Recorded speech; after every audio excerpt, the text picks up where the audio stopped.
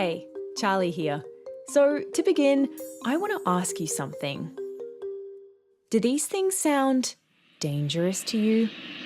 I'm going to fly off in my holidays. But I'll always Like a threat to public health? At British Gas, our home care boiler cover starts from just £10 a month. And because we know how important a warm... If you don't come to BP for Super 93 gasoline, you may notice your engine behaving a bit... To many people, they sound pretty normal. And that, according to Ben Parker, is the problem. You maybe don't notice them individually every time you walk past one, but it's what actually, what does normal look like? Taking a cheap flight, buying a big car, going on a cruise, or using a gas stove. That just simply isn't compatible with what we need to be doing. And so, Ben helped to get rid of them. Large SUVs, cheap flights for 20 quid. The advertisements, that is. Yeah. You know those posters emblazoned on council buses and bus stops? On billboards and buildings selling bargain flights, luxurious cars and cruise ship holidays? Across the city of Edinburgh, Scotland, they are basically no more. Well, actually, no, the answer just is no, we don't need your money. Why? Because they're powered by fossil fuels. And that is dangerous. These people are trying to confuse you. They want you to be a sucker. And so what I'm saying... All kinds of studies show that even the people who think that they're immune to... The people that work in advertising are incredibly intelligent. But what it is now... This is Living Planet. I'm Charlie Shield.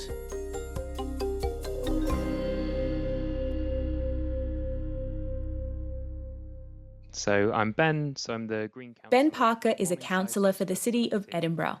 In May 2024, a policy he helped spearhead was introduced by the City Council. The policy that we brought forward prohibits adverts that promote high carbon products, things like for cruise holidays, cruise ships, airlines, airports, all forms of cars. There is a slight exemption for battery electric vehicles and hydrogen vehicles, except in cases where they're SUVs. So actually, if you are advertising an SUV, that's still not allowed, even if it's fully battery operated. No more ads for these things, or fossil fuels or weapons allowed on council property in the city. Ben wasn't always sure such a comprehensive ban would go through. But ultimately, he said, when the council came together to consider it, for most of them, it was kind of a no-brainer. The question that we were really posing was, well, does it make sense for us to be saying that we understand that there is a climate emergency, we understand that there is a nature emergency, we've got all these programs of work going on to, push the city to be more sustainable and support residents to make more sustainable choices, but then at the same time we've got an advertising and sponsorship policy which is kind of a carte blanche for fossil fuel companies, arms companies, all these different organisations that we don't approve of. Does it make sense for us to be taking money from them? We said no. Not only did it not make sense for them to take money from companies pushing fossil fuels, Ben said, but it's also a really important move to help residents imagine a different future. Because all of these adverts, they become the backdrop of the city in a way, and it's that sort of thing where you maybe don't notice them individually every time you walk past one, but it's what actually, what does normal look like? And does normal look like large SUVs, cheap flights for 20 quid? Or does normal look like advertisements for community projects, small businesses, all the rest of it? Ben says the council hasn't lost lots of money since doing it and now wants to find ways to extend the policy even further to cover all advertising in the city.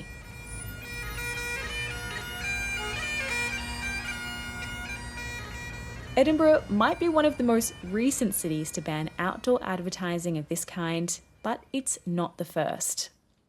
Back in 2021, Amsterdam brought in a partial ban on fossil fuel advertising. Oil and gas companies, airlines, and petrol-powered cars were no longer to be seen adorning the walls of subway stations or anywhere in the city centre. Since then, at least 7 other Dutch towns and cities have followed suit with similar bans. And The Hague recently became the first city in the world to make it illegal to advertise fossil fuels and high carbon products throughout the whole city. Today aimed at banning advertising by fossil fuel companies across the EU. The vast majority of ads by fossil fuel companies are greenwashing. Sheffield, Cambridge, Liverpool and Norwich in the UK all have similar ad bans. And in 2022, France became the first country to ban fossil fuel advertising nationwide. La publicité pour les énergies fossiles est désormais interdite. Saviez-vous que... Interdire les publicités en faveur des énergies fossiles dans l'Union. It was watered down from the initial proposal though, and it doesn't cover event sponsorship or ads for natural gas, which is also a fossil fuel.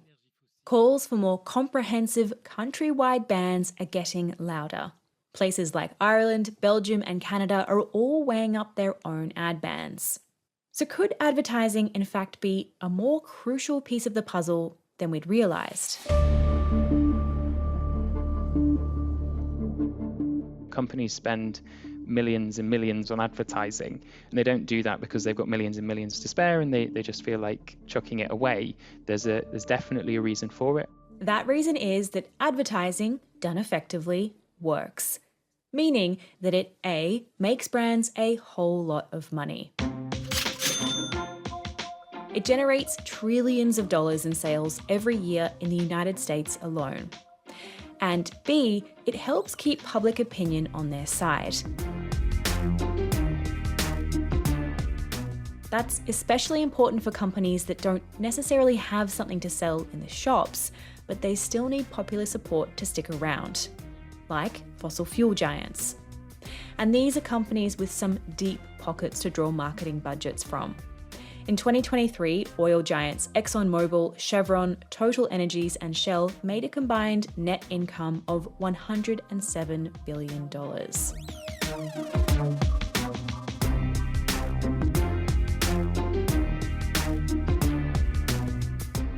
Advertising has come a long way since the 1930s, 40s and 50s. Advertising was very informational. It's here is a thing and this is where you can get it.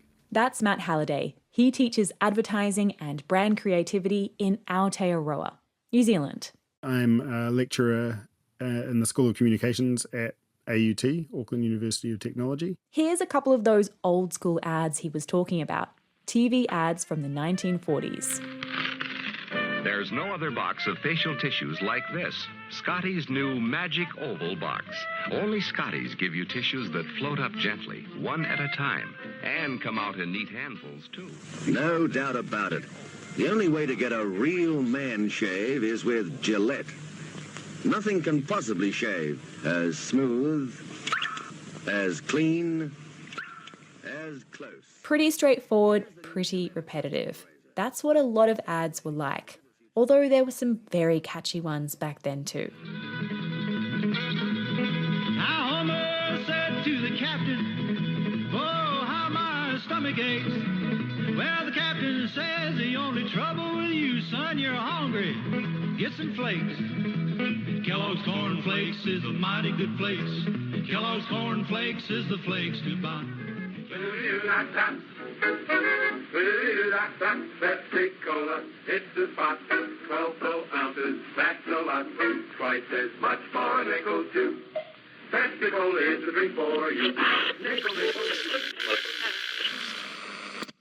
Anyway, eventually marketers figured out that connecting with consumers on an emotional level was much more effective for many products. It makes it seem more relatable, more memorable. If you think about the big brands that you're seeing advertised today, your Nikes, your Cokes, your McDonald's, Burger Kings, VW car brands, they aren't necessarily making ads specifically about their product. They still do sometimes, but it's more about an emotional connection. Matt loves his teaching job, but he has mixed feelings about advertising. It's really interesting the dissonance there is between the love of what this job is, and as far as the creativity and coming up with ideas, and then most of it is to sell stuff that a lot of people don't need. We'll dig into that a bit more in a second. But first, what makes a great ad nowadays? They connect a human truth to a brand. So good ads and the really creative ads will make you feel understood, or seen is probably a better way to put it. If you feel seen in a commercial, if there's a resonance there for you with the brand itself, because the really big international brands have spent a lot of time and money crafting what their brand is, and then certain ads can kind of tap into that further and kind of deepen that connection. There are so many ads for so many things. Advertisers have to be pretty clever to cut through the noise. Which brings us back to that conflict Matt mentioned. The advertising industry is, in a way, peak capitalism. You're trying to get people to buy more stuff. It's about growth of GDP, selling more than you sold the year before, selling more than your competitor. And I think we've got to a point where most people are starting to realize that that is not sustainable for the planet. Not only is unchecked growth not sustainable, this kind of consumption might not even be desired by the consumer in the first place. A growing body of research shows that the amount of stuff, money, and energy people need to be satisfied tends to max out at a moderate level. That echoes an observation made by a famous Canadian-American economist, John Kenneth Galbraith, in the late 1950s. What Galbraith said is that advertising generally creates what he called the dependence effect.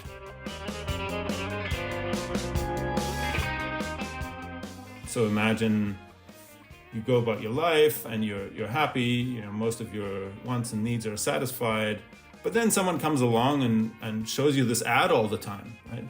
Of people taking these flights to the Caribbean. And of course, the Caribbean is projected as having white beaches and beautiful people running around sipping nice drinks. So all of a sudden you want to go to the Caribbean. You didn't want to go to the Caribbean before. And what Galbraith says is that once we create these wants, we're actually, until they're satisfied, we're less happy than we were before. And interestingly, once we do then satisfy them, we're not necessarily happier than we were before when we didn't even have these wants. So advertising is kind of a strange animal from a welfare perspective. Galbraith said it's basically a waste of resources because it doesn't ultimately make us happier. It creates wants, Galbraith would have said unnecessary wants, and I tend to agree. And then we all of a sudden feel that we need to satisfy them.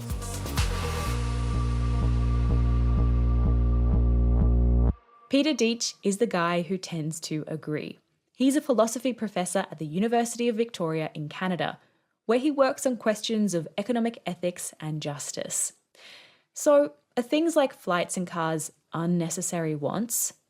Not always, of course. But transport is the second biggest contributor to global emissions. And it's the main way people with money rack up their emissions. The sector and the way we use it needs to change. And a good place to start is with advertising, Peter says. Then one might arguably say, well, people do need to get from A to B, right? And if there's no public transport available, some of them might have to rely on a car, but that car doesn't have to be a gas-guzzling SUV. It could be a non-gas powered vehicle, but if it can't be because those are still more expensive, at least up front than others, then it could be a more fuel-efficient car. Reporting shows that car makers, however, tend to spend much more on advertising their larger, more expensive car models, including the electric ones. Bigger cars of any kind require more materials, and even if the electric SUVs don't guzzle gas, they need more rare earth minerals for their bigger batteries and more steel, iron, and plastic to make. Let's try something different. The first ever GMC Hummer EV SUV. Let me guess. You won't do that again. Now, of course, this is deeply ingrained in capitalism, and this might be one of the reasons why there is so much pushback for a proposal such as this one to ban fossil fuel advertising. But again, from a social welfare perspective, I think it seems entirely plausible. We don't need these ads, and once we don't have them, we might realize that we don't need some of the things that they suggest that we do need.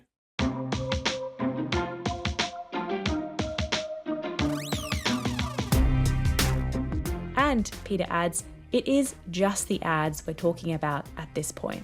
We're not going to tell people not to take flights. We're not going to tell people not to drive their car, but we're just going to say, let's ban the advertising.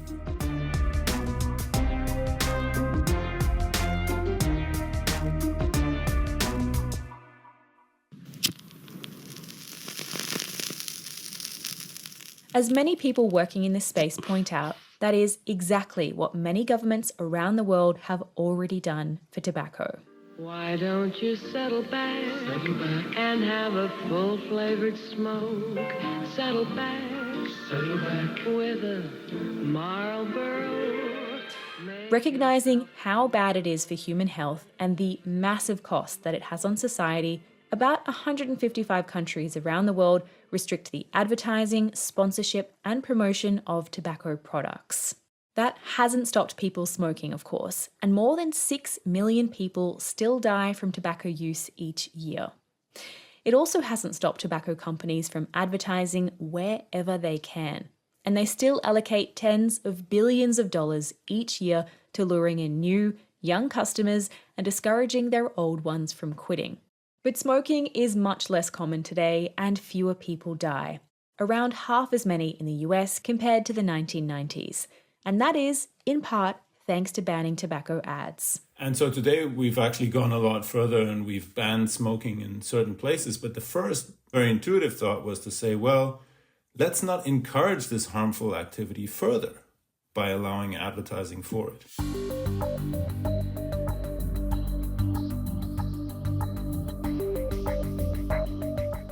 But there's something else that kills even more people than smoking tobacco: air pollution.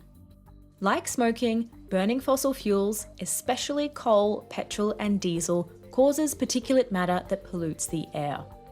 And every year, between 8 and 10 million people are estimated to die prematurely from the air pollution caused just by burning these fossil fuels.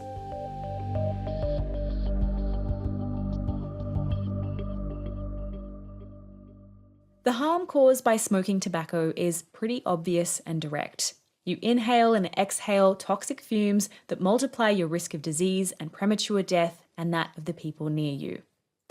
And although it's a bit more indirect if we're talking about air pollution from planes, cars, and cruise ships, it does add up. In the case of fossil fuels, it's a little more complicated because you on your own, if you drive your car, you're not going to get emissions, or if you take a flight or several flights, you're not going to get emissions up enough to harm other people. It's in the aggregate that we harm other people. Right? Once many people take flights, many people take cars, that's when there is the environmental damage, and that's when we see as many deaths already today globally caused by climate change. Right? So in the aggregate, the situation is relatively similar. And that's not where the parallels between advertising, tobacco, and fossil fuels end.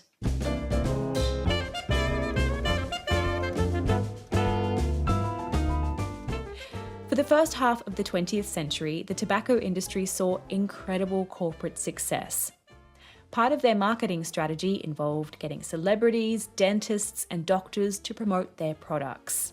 It was pushed as a remedy for sore throats and pesky coughs, as a means of maintaining an athletic physique.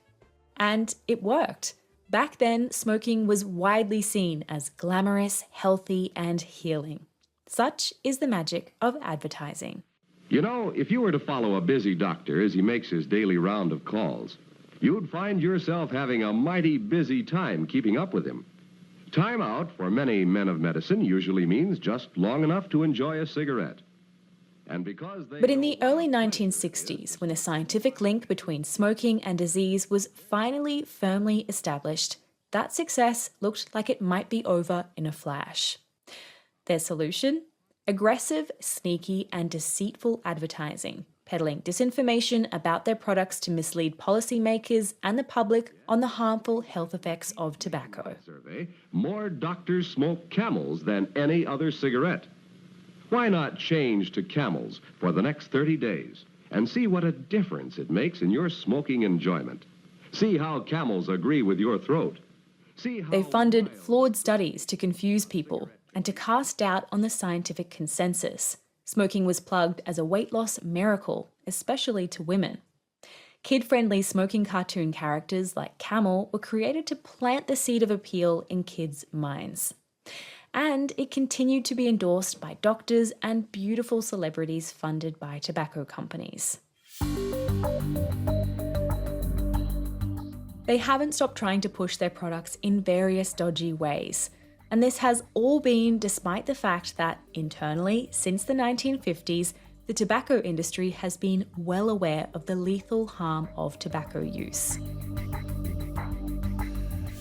These are not unlike the tactics used by oil, coal, and gas companies.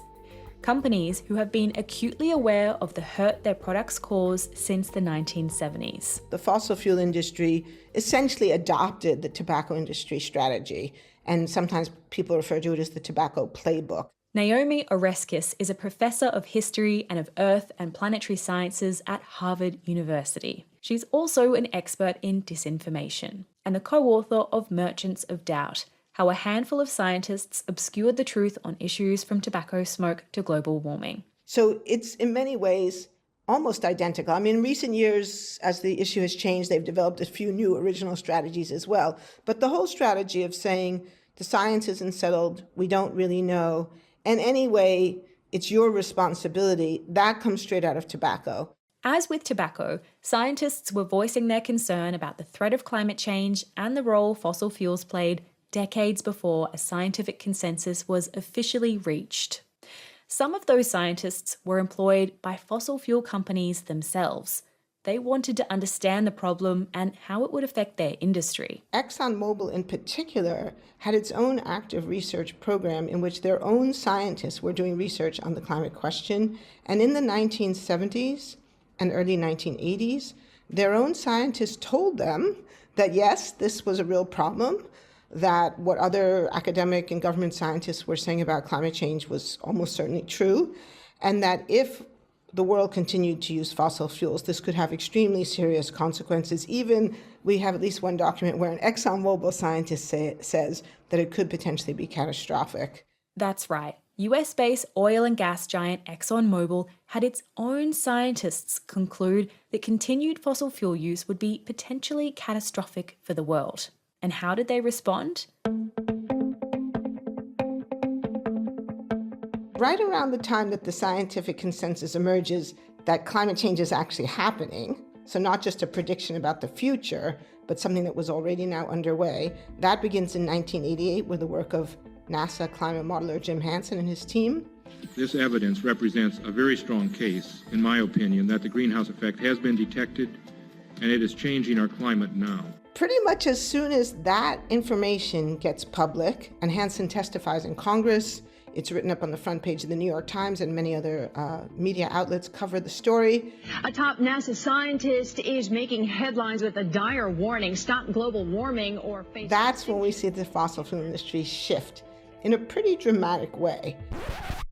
Starting around 1989, 1990, 1991, we see the fossil fuel industry beginning to mobilize to fight the facts, to push back against the science, and to spread the message which they have been spreading ever since, that we don't really know, the science is unsettled, there's no consensus, and anyway, if there is a little bit of warming, it's not that bad, and anyway, we can't live without fossil fuels, and to try to abandon fossil fuels would wreck the global economy. In fact, it would, wreck civilization as we know it.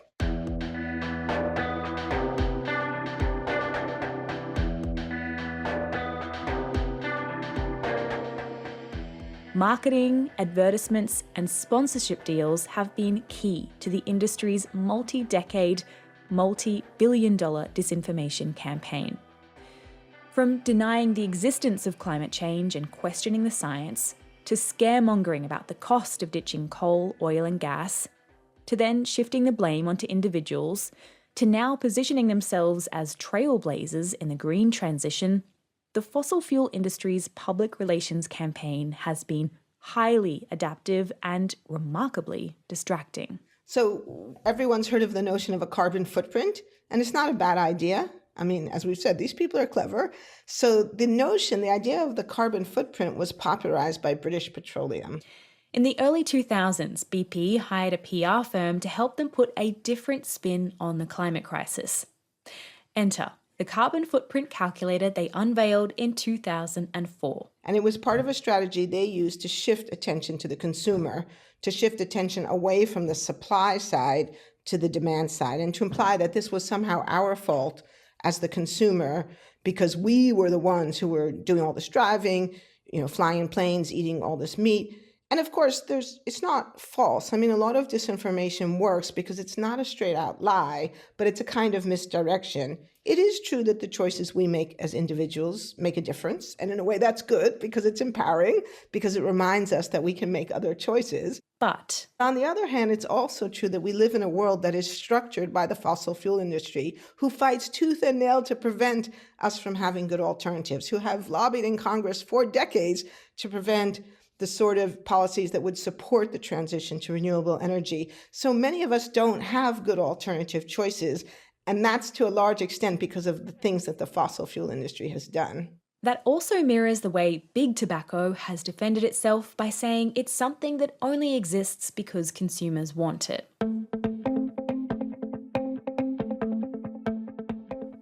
As outright climate change denialism has become a harder line to toe in public, many in the industry are trying a new tactic these days, something that's more fitting with the times. If you go to the websites or read the global outlets of any of these major companies, you would think that they were great environmental stewards, that they were in the forefront of renewable energy technology, and it's a grotesque misrepresentation. We know that most of these companies invest tiny amounts, less than 3% of their budget on renewable energy, algae biofuel. We know that ExxonMobil for years had advertisements about the significance of algae biofuel, even when privately they were saying in their own letters and memoranda, yeah, there's very little likelihood that this is going to work. It's just too expensive to make energy from biofuel. It's hard to break the cells in plants. But as Naomi found in her research, one key part of this messaging has stayed the same. They're not trying to prove that there's no climate change. They're just trying to raise doubt in people's minds. Well, how do we know for sure? How do we know how much of it is really driven by fossil fuels? Because they know, and they know this because the tobacco industry before them proved it, that if people have doubts about the science, it will undermine their support for political action and also undermine their personal resolve to do anything on a personal level. Her advice? They create doubt by creating an argument and debate. But if you say to people, this is disinformation, they're trying to con you. This is a con job. No one wants to be the sucker. No one wants to be at the losing end of a con. So I have found that that is the most effective way to address this, is to name it for what it is and to explain to people, these people are trying to confuse you. They want you to be a sucker.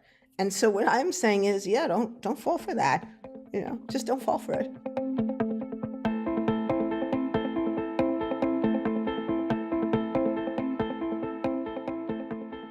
And there are still seemingly plenty of opportunities to be a sucker. Today, major media outlets, including The Washington Post, Reuters, Politico, Axios, NPR, MSNBC, and CNN, still run fossil fuel ads for the likes of Saudi Aramco, BP, and ExxonMobil. These same companies, as well as Chevron, Shell, and Total Energies, are also major sponsors of influencers on Instagram, TikTok, and Twitch, where they pay people to plug gas stations and fuel rewards cards. And Naomi's research found that in the lead up to the 2018-2020 US midterm and presidential elections, ExxonMobil spent more on political advertising on Facebook and Instagram than any other company in the world, apart from Facebook itself. And if you're not online and you don't read the news, they'll likely find you anyway, whether it's at a museum, a gallery, a theatre, school, or sports field near you. Major oil and gas companies spend around $5.6 billion sponsoring sports like football, motorsports, rugby union, and golf across the globe. Chevron alone has 9 deals across baseball, basketball, football, and soccer in the US. Then there's the Honda Center hockey arena in LA and the Toyota Center basketball arena in Houston. In the sports world, fossil fuels are truly ubiquitous. Chevron and Exxon, the world's 3rd and 4th biggest polluters, have also invested heavily in arts and culture. to the Smithsonian Institution, the Texas State History Museum, the John F. Kennedy Center for Performing Arts in Washington, just to name a few in the States.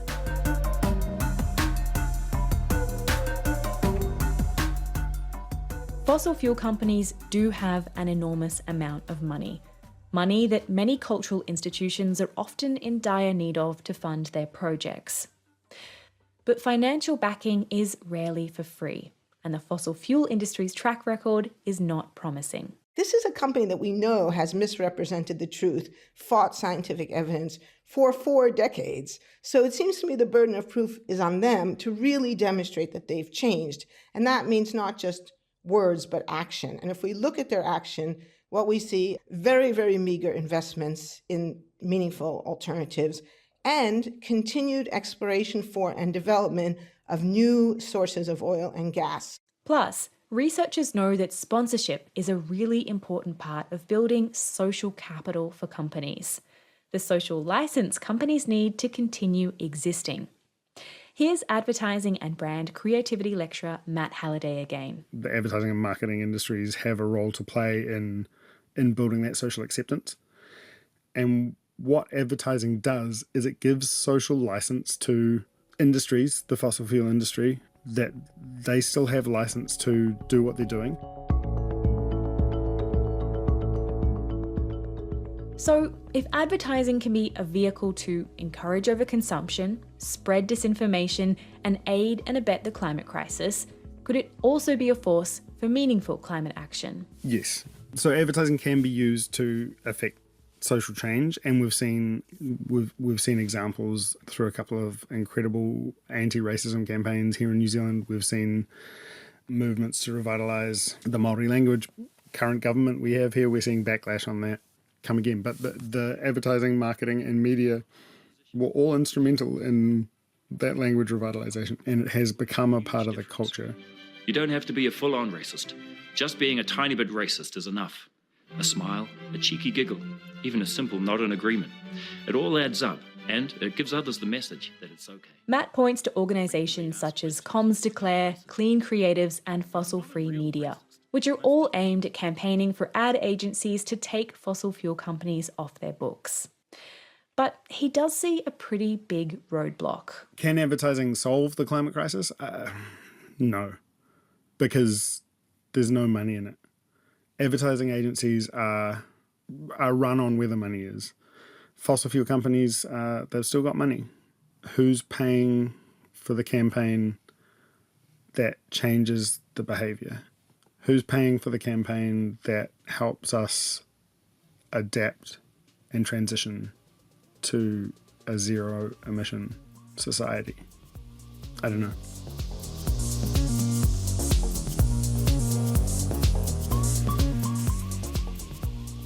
And perhaps that is exactly where governments come in, to fund these public health ad campaigns and regulate which companies can and cannot advertise their products. Many countries already have strict laws about fact-based advertising in place, which is in part why anti-greenwashing litigation is currently on the rise, targeting airlines, petrol stations, and fashion brands for misleading claims about their sustainable credentials.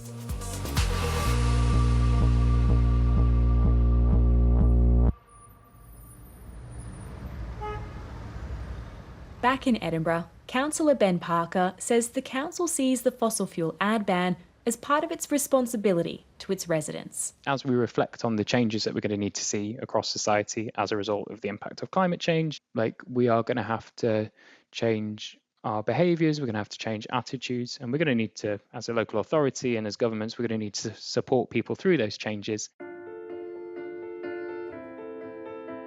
This is not the be-all and end-all, but it is definitely part of the jigsaw, and we should also celebrate the little wins along the way. You know, sometimes the news is really depressing, and sometimes it feels like we're nowhere close to tackling this big, scary thing that's happening. You know, we also have to hold on to the fact that little things like this, they are good news stories, and we can see more of them, and that would be a good thing. So we should celebrate that fact.